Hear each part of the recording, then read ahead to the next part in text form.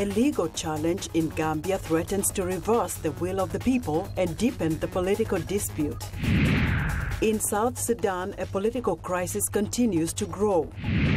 And an experimental school based in Silicon Valley disrupts the conventional education model. Africa 54 starts right now.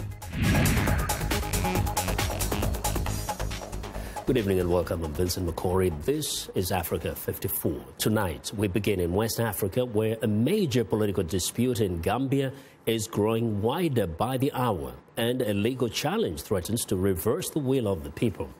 President Yahya Jammeh's ruling party challenged his December 1st election defeat at the Supreme Court Wednesday, as a group of West African leaders were unable to reach an agreement that would see Jammeh accept the results and end the political crisis.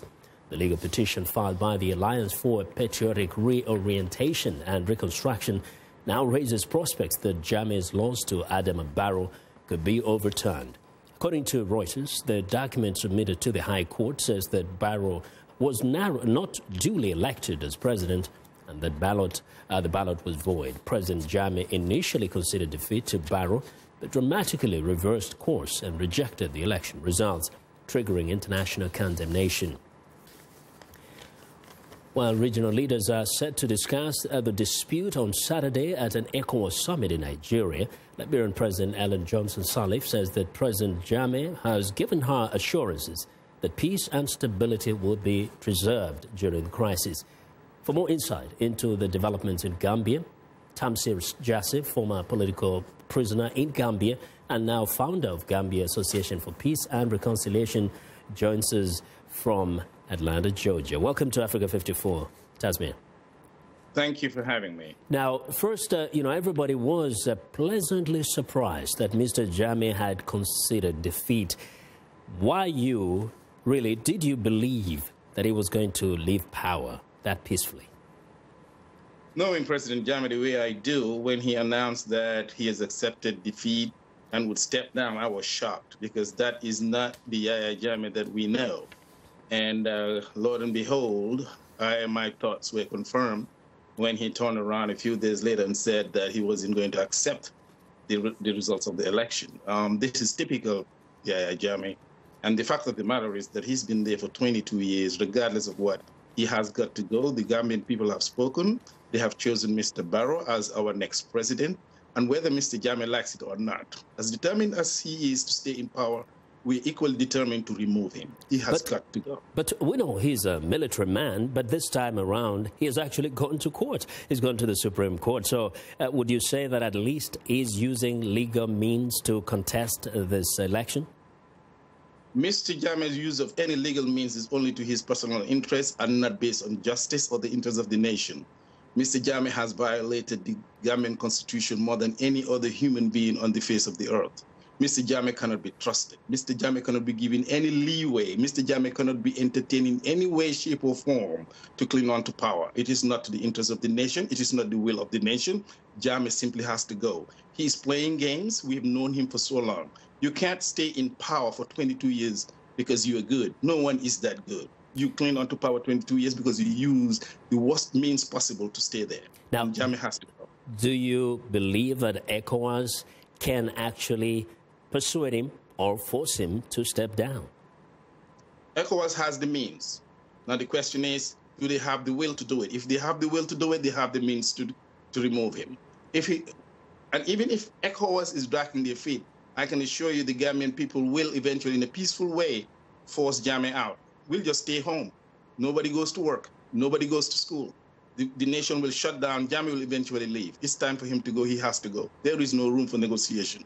Are you concerned, though, which side the military may be taking at this time?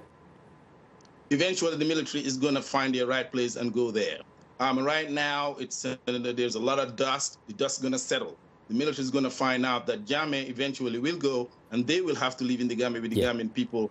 So they will eventually go where they should. Well, Tasmir, thank you very much for your perspectives.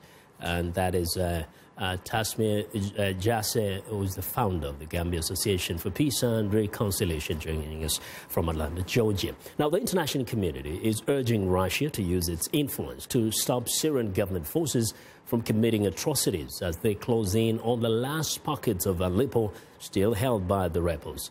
Latest reports say more than 80 people were killed in eastern Aleppo, including many women and children, after government troops entered the rebel-held enclave. The United Nations Security Council held an emergency meeting Tuesday following reports of the attack. VOA's Zlatitsa Hoke reports. The U.S. ambassador to the United Nations, Samantha Power, said Tuesday that the forces of President Bashar al-Assad are entering homes in eastern Aleppo and executing civilians on the spot. The regime of Bashar al-Assad, Russia, Iran, and their affiliated militia are the ones responsible for what the UN called a complete meltdown of humanity. And they are showing no mercy. Syria's envoy promptly denied that the killing of civilians is intentional. I denounce and reject all fabricated reports used by the delegations to the United States, France, and the United Kingdom, as well as their partners and allies, that claim that the Syrian government is deliberately targeting civilians in Aleppo. France's ambassador called on Russia to put an immediate end to the bloodbath. The Russian ambassador said all the military action in Aleppo stopped after the Syrian government regained complete control of the city. Syrian rebels reached a deal Tuesday that would allow those who wish to leave safe evacuation. The population that remains there should not need to leave. But maybe there should be some civilians who do wish to leave from this destroyed city. U.S. officials have warned that the recapture of Aleppo does not signal the end of Syria's civil war. Even if it is the end of the siege in Aleppo, it is not the end of the war in Syria. It will go on. John Kirby, a spokesman for the State Department, reiterated the U.S. position that Syrian solution can only be found through negotiations between the government and the opposition. Kirby firmly rejected the reporter's suggestion that the United States has washed its hands off the Syrian problem. It was the United States who led efforts to get a UN Security Council resolution in place that codified the process through which we could get a ceasefire and get humanitarian aid in. It was the United States who engaged and entered into what we hoped would be successful bilateral discussions with Russia, who we know has the most influence on Assad. Those efforts failed. The State Department official said following that setback, the United States led an international campaign for a diplomatic solution to the Syrian war. He said Damascus torpedoed those efforts with the aid of its supporters, especially Russia. Zlatitsa Hoke, VOA News, Washington. Well, in the weeks since a student at Ohio State University rained people down with his car and stabbed them with a knife, members of the community have struggled to understand what drove the attacker, who came as a refugee to the U.S. with his family in 2014, to such violence. Nowhere has that been felt more than in the Muslim community of Columbus, Ohio. VOA's Arash Arabasadi has more. Things are slowly getting back to normal on the campus of Ohio State University. 2 weeks ago, Abdul Razak Ali Artan drove his car into pedestrians before stabbing people with a butcher knife. The victim survived, but police shot and killed Artan at the scene. Artan was a refugee who came from Somalia to the U.S. with his family in 2014. He earned honors at a local community college before transferring to one of the country's largest universities. He was also Muslim. Well, we live in a world where Islam is unfortunately somehow defined by two extreme wings, right? ISIS and their likes and the right-wing Islamophobes. I've been in this country for 25 years. So we are Americans, but we are Muslim too. So we should not be viewed as people who came from another planet. You know, we are not alien. We are citizens of this country. Robert Fitrakis is a lawyer representing Artan's frightened family. There's great fear out there, you know, with the statements of President-elect Trump. There's tremendous fear, and to some extent, I'm not sure they want their face on camera. Across town at the Somali Community Association, Hassan Omar Dehre pledges the community's support in keeping the country safe. We are willing to work with the law enforcement. We are willing to work with the local government, our mayor and everybody, and also to ensure our community is not a threat to this nation. Artan recently said he felt unsafe praying in public, despite Columbus being home to the second largest population of Somalis in the United States. And while officials at the mosque near the family's home say Artan wasn't well known, they're concerned that others may now judge the entire community by the actions of this one young man. Arasha Erbasadi, VOA News, Columbus. Well, in South Sudan, thousands of people who have fled violence are living in the town of Wau, inside the grounds of a cathedral, with assistance from humanitarian organizations nearby. Another 29,000 internally displaced people have sought refuge at a site to protect civilians run by the United Nations. While many are thankful for the help, they really want to go home. VOA's Jill Craig has our report. It's called the St. Mary Help of Christians Cathedral, and right now it's helping more than an estimated 8,500 South Sudanese who have fled fighting around the town of Wau since violence erupted there in June. The church is like a faith-based organization that also can provide like humanitarian assistance, and in times of trouble, you need to stand by your people. But St. Mary's, or the Cathedral IDP Center, as it's now known, has become more than just a spiritual home for these internally displaced people who have brought their families to live on the church grounds until they can return home. I think this is more safe than if I go back to my area, where I have to listen to the gunshots and the night robbery every time.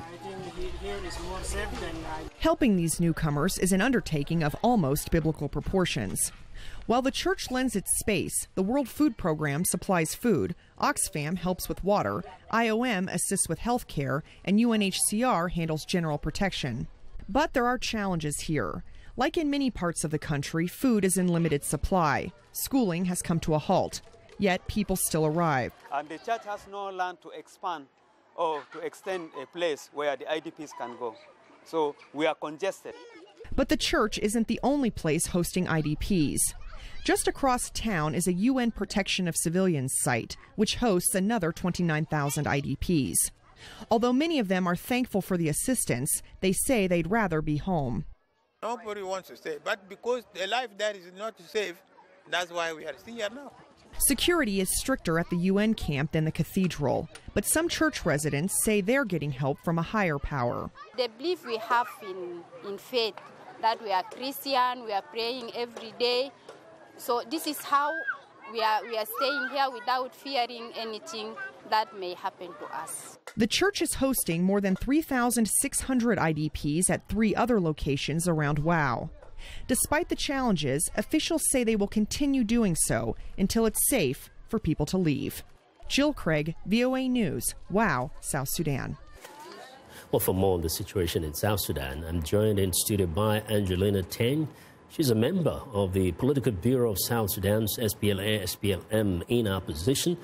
Also, she is the wife of Riek Machar Teng, a former vice president of South Sudan. Ms. Teng, welcome to Africa 54. Thank you. Now, as sad as this looks, thousands of people in refugee camps, not long ago, around September, Taban Deng, a guy who's now the vice president and a former close ally of Mr. Riek Machar, said Mr. Riek Machar and his group, because of a mafia, are encouraging people to stay in these refugee camps so that they can create that situation which continues to kind of advance the image that South Sudan is in chaos. What do you say? I say it's amazing because you've just shown us the pictures and the appalling pictures. Can anybody be encouraged to stay in such situation? That's because these are people who don't trust their government with their security. They feel they cannot surrender their security to a government that has let them down. That is why you find them in settlements like in the POC sites for more than 3 years now. Nobody can choose to be in such predicaments. It's a confinement, it's like a big prison with appalling human conditions. So no matter how hard Dr. Machar and as Taban called with his mafia try to encourage such people, I think they will not last a month just because they are being encouraged. Now, talk about Taban Dengai. He was working with Dr. Machar. The fact is that now that group split. Is that an indication that actually even the opposition seem to have disagreements on the best way forward in South Sudan? Well, not quite, not quite. Taban Deng actually ceased to be a member of the SPLM in opposition the day he was given the portfolio of Minister for Mining, because he wanted very badly to be Minister of Petroleum. We could not understand the reason. So he ceased to be a member. He resigned all his positions because he was also representing the opposition in the JMAC, the Joint Monitoring Mechanism for the Peace. So we don't view it as a split. He's somebody who has joined the regime in Juba. He's part of that SPLM in government. He's no longer... Yeah, but up to this point, you know, both sides have been blamed for the chaos in South Sudan, both Dr. Machar and President Salva Kiir. Now, as a person who has been very close to this, what would be the best way to have this men, all the men and women of South Sudan come together and stop this kind of atrocities that we're seeing meted out on the people of South Sudan? Okay, I first want to start from where you started your question, that both parties have been blamed. Of course, you know, war is tragic, but on records, Dr. Machar and I and the rest of us were chased out of Juba in 2013, December, with our house being actually shelled and bombed and many people killed from our own residence. Again, in July this year, on an attempt on his life in the palace, and this is not my statement, but actually as per the report of the panel of experts for the UN, that what happened in July 8, 2016, was supervised and organized and planned by President Salva, by Malone, and so on. But are you saying there's no responsibility taken by Dr. Machar on his side for what we see in South Sudan? Not at all. There is a responsibility because there is war in the country, and that is why he is leading the movement he is leading, because there is a responsibility. And the responsibility is to see to it that actually this tragedy ends. The responsibility is, that's why we are calling as the SPLM in opposition for a political process that the world seems to be turning its back on. And we believe that this is actually the only way, and in answer to your question, the only way to rescue the situation in South Sudan. Now, very quickly, we don't have much time. Do you feel that the world is getting frustrated by South Sudan, both sides, and how can you persuade anybody to take more interest in South Sudan? I don't see why the world should get frustrated now, because the world tried to forge an agreement, the agreement that actually they did not put their weight behind so that to see to its implementation, because the agreement was being violated already even before we started implementing it. That's one. There is a looming genocide in South Sudan. The government is planning it. And this is not my saying. This is actually all the reports that are coming out, including the UN and those who are responsible for prevention of genocide have said this. Instead, the world is talking about an agreement to be implemented in Juba, an agreement that has collapsed. We urge the world to actually take interest and not turn its back on the people of South Sudan and start a political process. Thank you, and we hope both sides on South Sudan will do their best. Thank you very much for joining us today. Thanks. Well, that is Angelina Ten, who is a member of the Political Bureau of South Sudan's SPLM in opposition. She's also the wife of Riek Machar, former vice president of South Sudan.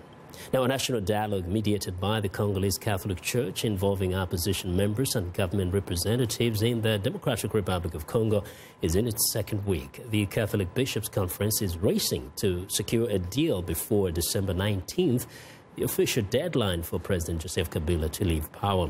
Kabila is required by constitutional term limits to step down when his second mandate ends, but his ruling coalition and some opposition members have agreed to delay the vote until April 2018, citing lack of preparation. The main opposition bloc rejects the accord and has planned a protest to demand that he relinquish power. In September, about 50 people were killed during 2 days of violent protests against election delays. Well, we want to know what you think about Africa 54 and the stories we covered during the conversation on Facebook. The address is Africa 54, and check out our headlines 24/7 on voaafrica.com. Find me on Twitter at VOA Vincent Makori. Well, coming up, China announces massive investment projects in Africa. Stay with us.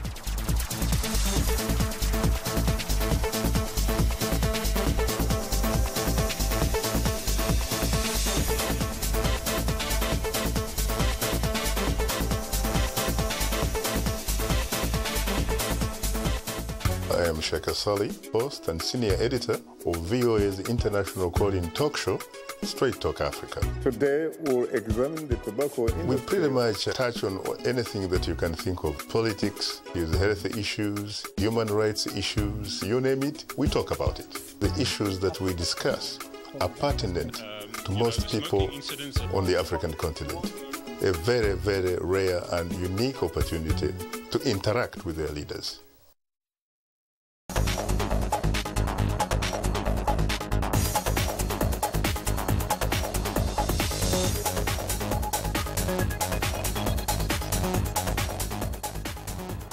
Well, in Wednesday's business report, China continues to announce massive investment projects in Africa. And the latest on one is in the tech space. Africa 54 business correspondent Jill Malandrino has more details from the NASDAQ in New York. That's right, and how appropriate to report from the tech-heavy NASDAQ. Before we get into the deal, I just want to point out that all of the major averages are trading relatively flat into the key Fed hike decision at 2 p.m. Eastern today. Let's talk about the deal. China Telecom Global has selected Djibouti Data Center, more commonly known as the DDC, to help facilitate network expansion, co-location, and submarine fiber cable access services in East Africa. The system's designed as a multi-regional superhighway and will connect Djibouti with China via 18 landing points located in Singapore, Pakistan, United Arab Emirates, Oman, Egypt, Italy, France, and other nations. The DDC is uniquely positioned in East Africa and will enable China Telecom Global to establish cross-connect and co-location facilities directly adjacent to Djibouti's telecom's cable landing stations. Many companies find that off-site co-location offers an attractive alternative to owning and maintaining their own data centers. A co-location is a data center facility in which a business can rent space for servers and other computing hardware. Typically, co-location provides the building, cooling, power, bandwidth, and physical security, while the customer provides services and storage. In fact, right across the Hudson River in New Jersey, where I live, there's a massive co-location center that houses the world's largest companies, including high concentrations of financial services like stock exchanges and NASDAQ, for example, global banks for their trading operations. Co-location centers are one of the most fascinating areas in the tech space. Go ahead and Google co-location center to learn more and check out some cool pictures, because this is what's coming to East Africa, and I suspect more investment will be made in this area. From the NASDAQ market site in Times Square, I'm Jill Malandrino, and this is Africa 54. Well, thanks a lot, Jill. It's time now for a short break. Still to come on Africa 54. An experimental school in California defies convention and manages to reach thousands of learners. We'll be right back.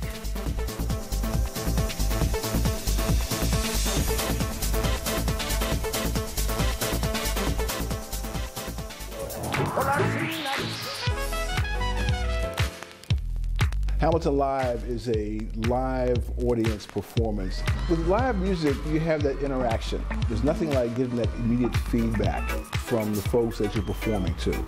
They feel it and they respond back to you. You see it in their eyes. You know that you're connecting with them. Like if any form of communication, it's that response that you get back.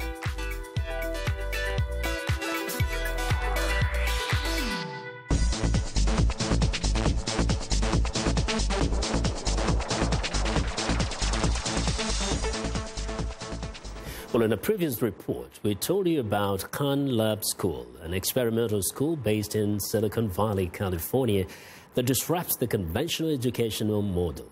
Now, the founder is Salman Khan, well known globally for his Khan Academy.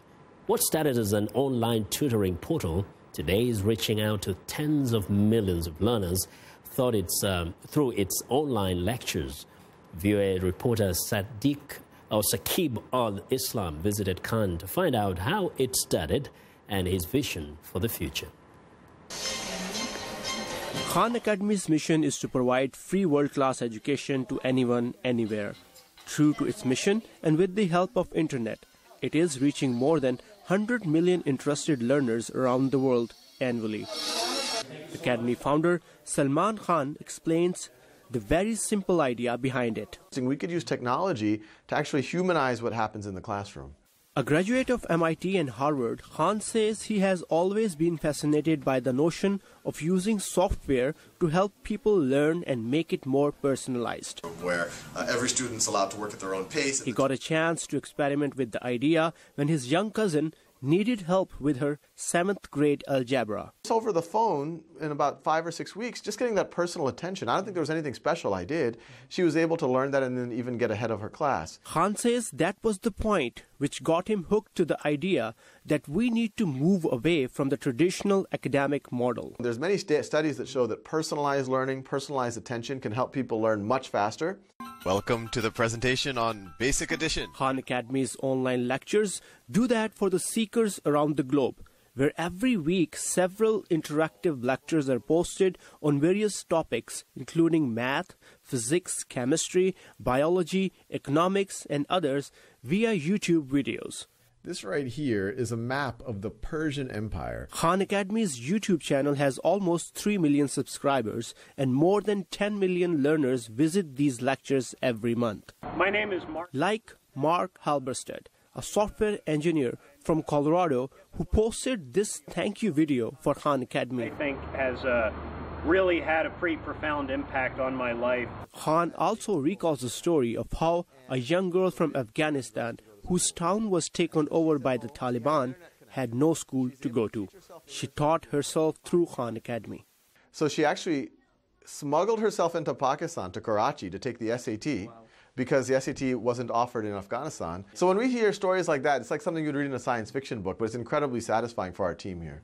Hi. Khan comes from an immigrant background and plans to have Khan Academy reach countries where education is not free and is difficult to get. He plans to provide educational and economic opportunities to people under Khan Academy's 100 and change proposal for MacArthur Foundation. And real economic opportunity. Through this program, Khan Academy would provide diplomas and accreditation with universities around the world to help recipients get jobs. Saqib al-Islam, VOA News, Mountain View, California. Amazing concept there. And that's our show for today. Now, be sure to watch Africa 54 on our website at voaafrica.com.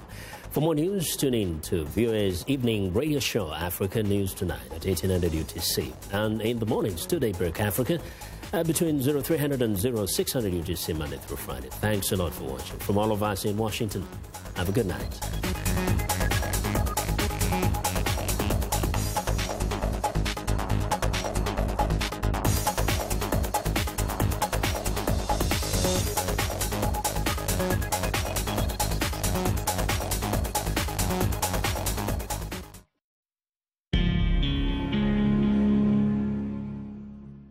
I'm Roger Muntu with Washington Forum.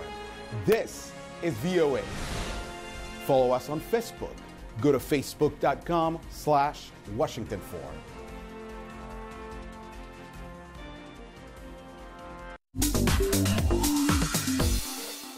Welcome to English in a Minute. A rabbit is a small woodland creature. Down the rabbit hole. Are Anna and Jonathan chasing rabbits into their little rabbit homes? Hey, where were you last week? I was working in Los Angeles. How was that? It was like falling down the rabbit hole. Nothing was normal. Yeah, LA is a pretty strange place. The idea of falling down the rabbit hole became popular with the book Alice's Adventures in Wonderland. When Alice falls down the rabbit hole, she enters a different world where nothing seems normal. To fall down the rabbit hole is used to describe an unusual, unfamiliar place. And that's English in a minute.